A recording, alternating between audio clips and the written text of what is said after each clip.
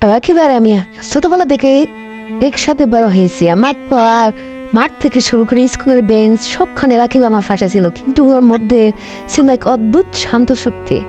বেশি কথা বলতো না, প্রয়োজনে গর্জে উঠতো। একদিন ক্লাসে এক সিনিয়র আমার সাথে অন্যায় ব্যবহার করলো। আমি ভয়ে কিছু বলতে পারছিলাম না। হঠাৎ রাকিব উঠে দাঁড়ালো আর ঠান্ডা গলায় বললো, হাসনাইন আমার ভাই, ওর সাথে এমন কথা বলার অধিকার কারণে। সবাই চুপ। আমি তখন বুঝলাম রাকিব শুধু আমার বন্ধু না, আমার ছায়া। রাকিব নিজের জীবনটা ছিল কঠিন, বাবা অসুস্থ, সংসারে টানাটানি, তবুও কখনো নিজের কষ্টের কথা বলতো না। সবসময় আমাকে আগলে রাখতো।